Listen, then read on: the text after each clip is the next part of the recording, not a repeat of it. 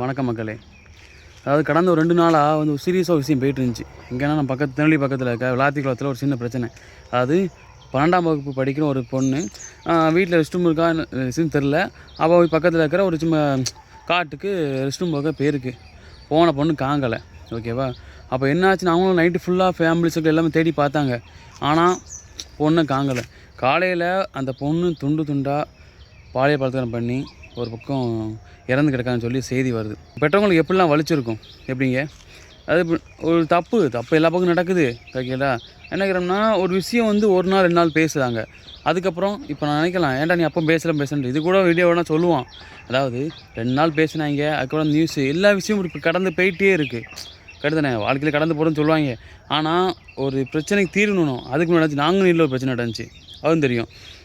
10 பேர் குடிச்சிட்டு வந்து டீ கடையில் இருக்கவங்க வந்து வெட்டிட்டாங்க. அது என்ன இஷ்யூன்னு சொல்லி ஒரு இஷ்யூ ஒரு 4 நாள் பேசுனாங்க. அப்புறம் வந்து இந்த இஷ்யூ என்னதுன்னு தெரியலை.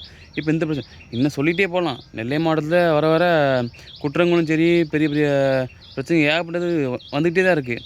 ஆனால் இதெல்லாம் மூடி படைக்கிறாங்க. என்ன ரீசன்னா எலெக்ஷன். இந்த ஒன்று தான். நல்ல ஒரு நீதி கிடைக்கும், நல்ல தீர்வு கிடைக்குன்னா எலெக்ஷனுக்கு நல்ல ஒரு தலைவர் தேர்ந்தெடுக்க நல்லா வாக்களிங்க. நன்றி.